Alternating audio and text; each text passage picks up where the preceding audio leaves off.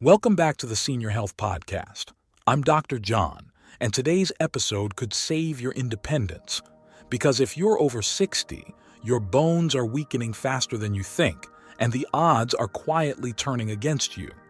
1 in 2 women over 50 will break a bone due to osteoporosis. For men, it's 1 in 4, and after a hip fracture, nearly 30% don't survive the year. We're talking about bone loss, silent, invisible, and often the first symptom is a life-changing injury. But what if 5 minutes a day, just 5 minutes, could change that? No pills, no machines, just you and your body. And to explain how, we're joined once again by Japan's oldest practicing physician, Dr. Shigeaki Hinohara.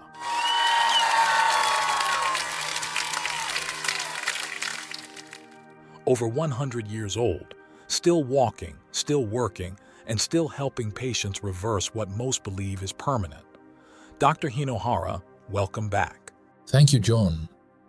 And like always, I'm happy to be here, especially when we're speaking about something this personal, this powerful, because losing bone strength doesn't start with the fracture.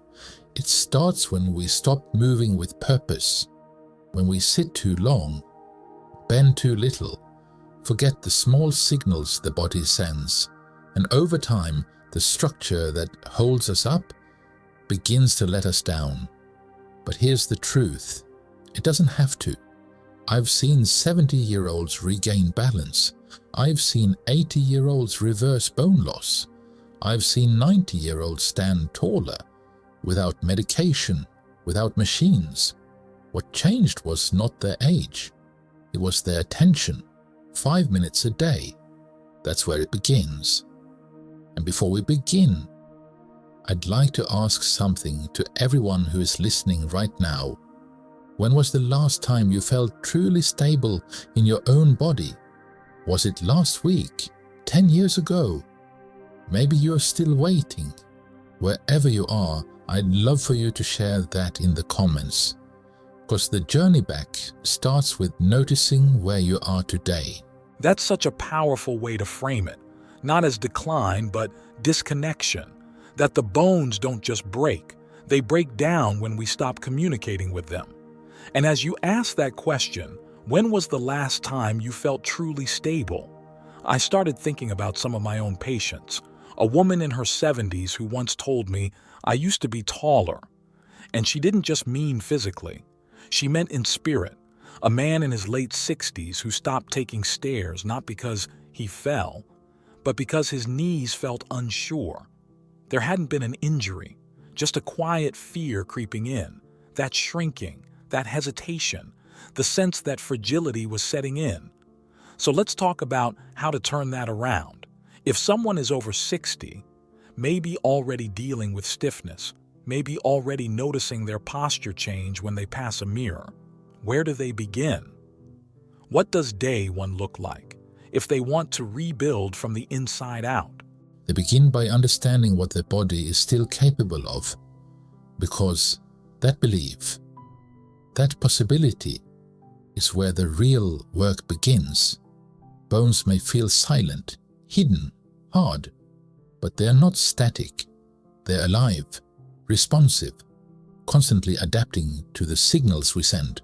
So you're saying bones aren't fixed, they're changing all the time? Exactly. Most people think bones are like stone. They just wear down over time. But that's not true. Inside every bone are tiny builders and demolishers, osteoblasts and osteoclasts. One group breaks down old tissue. The other builds it back stronger. And here's the key. They never stop working. Even in your 70s. Even in your 90s. But they need a reason. They need input. They need motion. That's so different from how we usually talk about aging bones. We use words like brittle, fragile, declining, as if they're already gone. And I've always found that tragic, because it makes people give up too early. Yes, we lose density over time. That's natural. But density isn't destiny. What matters more is what you do with the density you have. and how you stimulate new growth. So the body's always listening? Yes, always. The question is, what are we telling it? And too often, the message is, you're not needed anymore. We stop bending when our knees ache. We stop reaching when our back tightens. We stop walking when we feel unsteady. But the bones interpret that as silence. And silence means deterioration? Exactly. Bones need conversation. Not shouting, not aggressive workouts. Just gentle, consistent movement. That's how they know they're still part of the story. That gives me chills. Because I think so many people listening right now have stopped moving. Not because they don't want to, but because they're afraid. And I understand that fear. I've seen it. But a solution isn't to stay still. It's to move safely, slowly, intentionally. Because when you move wisely, even a few minutes a day, the body responds. I've seen people who hadn't stood tall in years regain inches in posture. Not because they grew, but because they remembered. Okay, wait. Remembered what exactly? How to stand. Yes, and how to move, how to align, how to breathe, and most of all, how to trust their body again. That's what we're really rebuilding. Not just bone, but belief. So once someone understands that their bones are still listening, still capable of change, what's the next step? What does that look like in real life? What are we actually asking the body to do?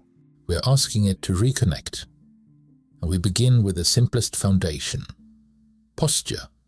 Not posture as in sit up straight, like a school teacher might say, but posture as in alignment, presence, gravity flowing through you instead of collapsing on you. And for that, we use something that's always available. A wall, no mats, no mirrors, just you and a vertical surface to reflect your position. But again, and I want to be really clear for our listeners, this isn't something they should jump up and try right now, right? Correct. Please don't rush. This is not a challenge. This is not a test. It's an introduction. I want people to understand what's possible, not feel pressure to perform. In fact, when I first teach this to my patients, I tell them, don't expect to get it right. Expect to feel something new. Because often, it's the awareness that matters more than the movement itself. So can you walk us through what this might look like? Just the idea, so people can picture it. Absolutely. Imagine standing gently with your back to a wall, your heels close, but not straining, your shoulder blades touching or gently moving toward contact, the back of your head resting against the surface, if that's available. If it's not, no problem. Just noticing that distance is part of the practice. Then 2 slow breaths, in through the nose, out through the mouth. As you exhale, feel gravity settle. Feel your spine remember its line. No pulling, no fixing, just presence. And what's happening inside the body during that? A lot more than people realize. Small postural muscles begin to activate, especially those along the spine and deep core. These are the stabilizers that quietly keep us upright. And when they turn on, even for a few minutes, they send a powerful message to the bones. You are needed here. That's the signal we're after. Not strain, not soreness. Just that quiet awakening. That makes so much sense. And honestly, it changes how I think about strength. Because when we hear bone health, most people picture calcium supplements or weight machines, not quiet moments at the wall. But what you're describing feels more intelligent, more human. I've had patients who dreaded exercise because they thought it had to hurt to help. But this feels like an invitation, something gentle enough to try, yet powerful enough to matter. So what happens next? Once someone finds that posture, that line against the wall, what's the next step in this 5-minute routine? Once they find that line, even just for a few seconds, We begin to layer in small, controlled motion.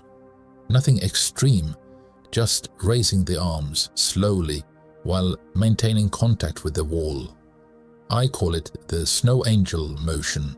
Elbows bent, hands sliding up and down the wall in a goalpost shape. It may sound simple, but this activates a chain of postural muscles. The scapula stabilizers, thoracic extensors, even deep core engagement. And it's this chain, when used consistently, that reduces fall risk and restores upright posture. That's incredible. And just to ground this in science, is there data that supports these kinds of subtle alignment-focused movements? Yes, and it's growing. A 2015 study published in the Journal of Geriatric Physical Therapy found that targeted postural exercises improved spinal curvature and balance in women over 65 with osteopenia.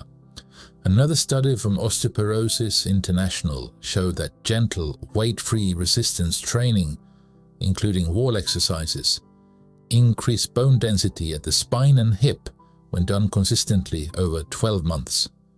What's important here is consistency, not intensity.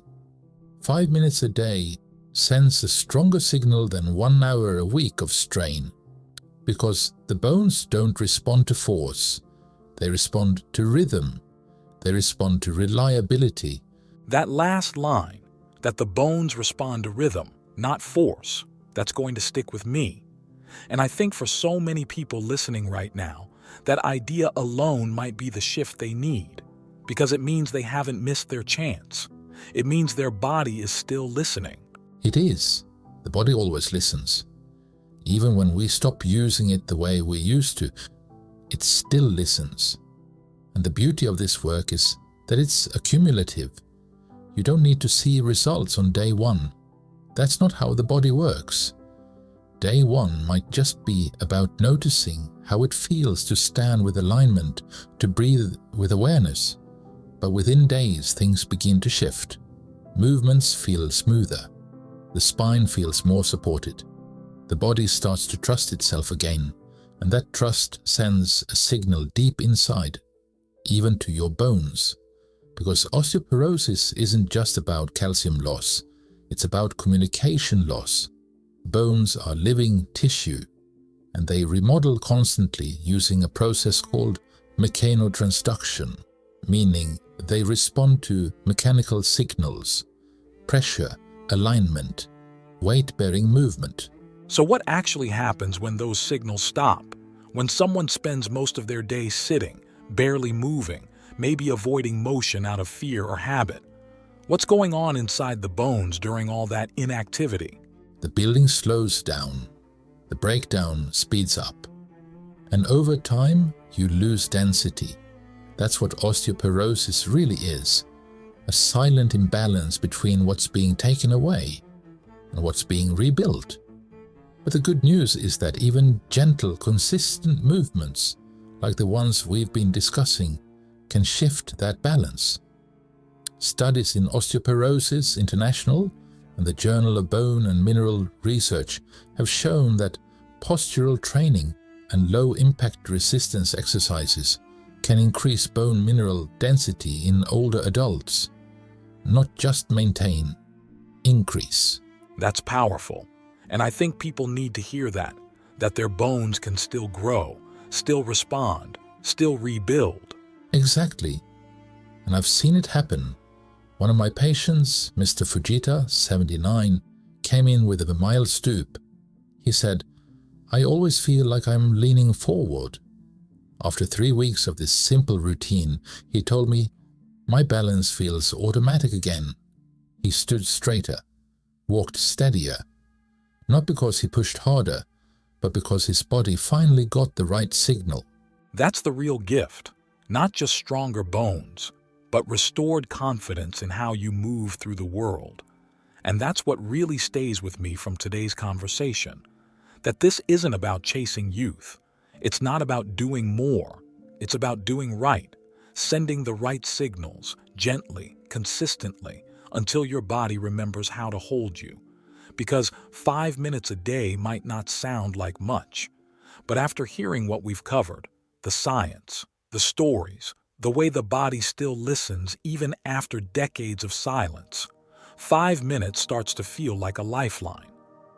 Dr. Hinohara, as always, I want to thank you for the wisdom and the clarity. Before we go, if you had one message to leave our listeners with, what would it be? Move gently every day, quando walk, not because you are fragile, but because you are still alive. Remember that everyone, you are still alive and we are proud of you. If you loved this episode, please leave a like and let us know whether you have any questions. We appreciate all of you. And for the people here in the studio, thanks again. This show wouldn't exist without your support. See you next time.